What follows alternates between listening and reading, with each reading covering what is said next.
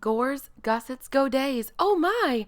That's what we're talking about today. What in the world is the difference between the three of those things? Are you someone who has experience with a mix of sewing but is looking to get into the bridal niche? This channel is for you. If you're like me, terminology can get a little intimidating sometimes, especially when the words kind of sound similar or the meanings are similar and other people misuse them interchangeably. It's really easy to get confused, or in my case, I use the word gusset all the time, but not so much Gore and Godet. So sometimes I get a little fuzzy and I question myself, am I remembering this right? So anyways, I made this video for all of you BST besties out there who want to sharpen up your terminology. I know we don't go a lot into terminology around here. We more just try to simplify techniques, but this is also a great video for reference for when you forget. So let me tell you what all this video is going to include, because obviously we can't just give you the definition of three things and be done. That would be like a 10-second visit to a dictionary, and why would you be watching a video, right? So what we're going to do is first, we're going to visit the definition that is on the interwebs when you Google it, because as you know, Google results are a little bit wider in breadth sometimes than just a simple definition. And they include pictures and different sources and quotes from people who have really nailed the simplification of that word. So we're definitely going to do that kind of thing. And we're also going to visit a fabulous online dictionary, a great resource online. So I'm going to share that with you. And then finally, I'm going to spring from just the pure definition online to some sketches of how we see these words in action in our specific trade of bridal, or a lot of you are just formal wear sewing. That's fine too. There's a lot of similarities. So we're going to look at the sketches of how this applies to us and our problem solving and our clients each day. All right, let's get started. As you can see, I started with a search on Godet versus Gore. And I thought this was really good, okay? A Gore is a panel, whereas a Godet is an inset, usually between two Gores, okay? So remember that Godet is a panel. Keep that in your head, and then you'll recognize it when we see pictures. All right, so you have to look up Gore and then parentheses sewing when you do this Google search. Otherwise, it comes up more like blood and gore. All right, and then this is going over on the Merriam-Webster. They're going to do this pronunciation thing, and you can see here that Godet can be pronounced Godet, or Godet, okay? So when you pull up the dictionary, you click on this little speaker, and it'll say the word for you. So you can say Godet or Godet. I usually trend toward mostly American pronunciation of things when acceptable, but I've always heard it Godet, just where I live, and so that's what I call it. So there's that. All right, Gusset. Here's the pronunciation of gusset. This is a piece of material sewn into a garment to strengthen or enlarge a part of it, such as the collar of a shirt or the crotch of an undergarment. So what we will mostly see and we will talk about is to enlarge, is usually what we use it for in the industry. And again, I have sketches coming up for you about that, okay? So a gusset, in sewing, a gusset is triangular or rhomboidal piece. Wow, we didn't know we were going to get to say rhomboidal today. Okay, so this is Business of Fashion. This is a fabulous site. I have it bookmarked on my bookmarks online. So you can see their little dictionary here, Fashion A to Z. And they've got Godet pleat, which really helps differentiate things in your mind if you call it a Godet pleat. And then a Gore, and then a gusset. And I will let you read these definitions for yourselves. You'll also notice the gusset quite often is going to be mentioned just like it is here with the pantyhose. You know how they put the patch right in the middle of the crotch of the pantyhose? That way you don't have that intersection of seams there that's uncomfortable. So sometimes it's for extra space and comfort.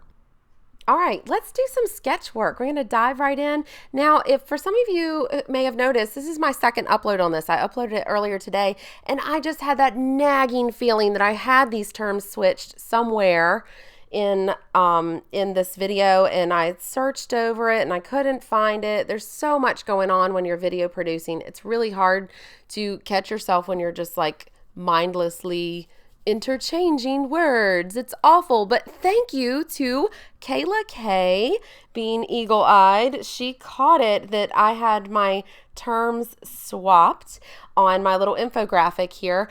So thank you, Kayla K, very much for helping us out. So I'm cleaning that up and I am reposting. If you guys ever catch a mistake like that, let me know right away because I can pull it and fix it right away. What I can't do is let the video ride out for several weeks and then pull it and change it because the YouTube people, powers that be, will be mad at me for doing that. So thanks for the super prompt feedback, Kayla K. I appreciate it.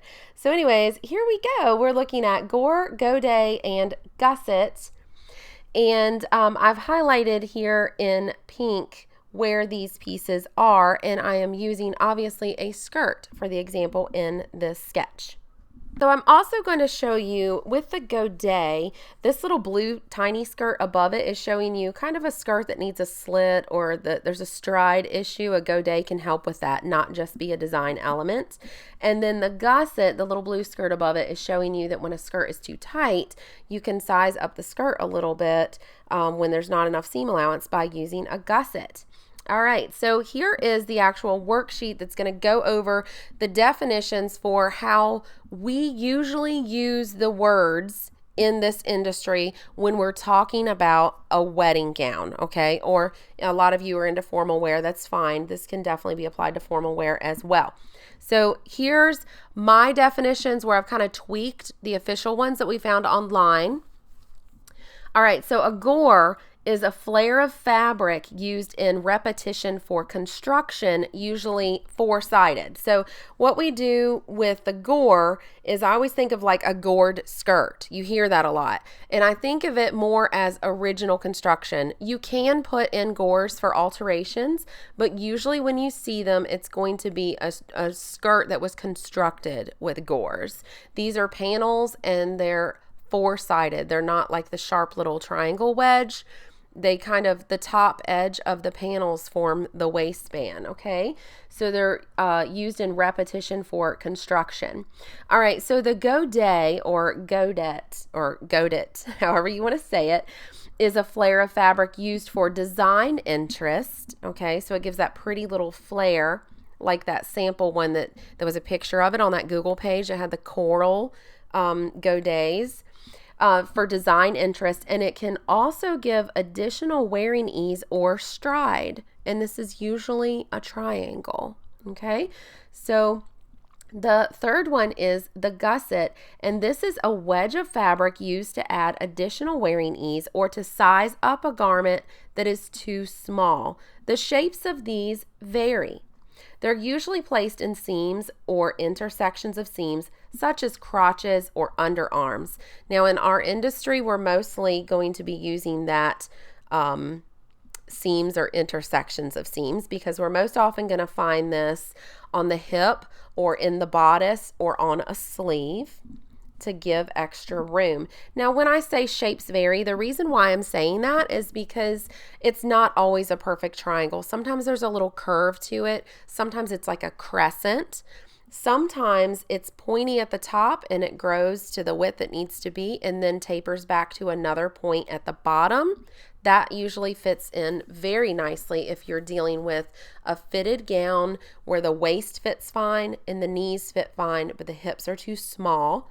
So just keep that in mind. A lot of the internet definitions say a gusset is a triangle, and it's not always a triangle. So we wanted to put a little wiggle room in there.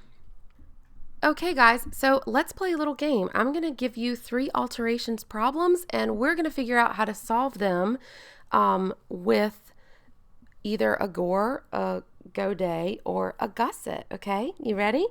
Let's say this bride comes to you and she says, "Woe is me, my skirt is too narrow and I can't walk easily, and I really want the bottom of my dress to flare more like a trumpet."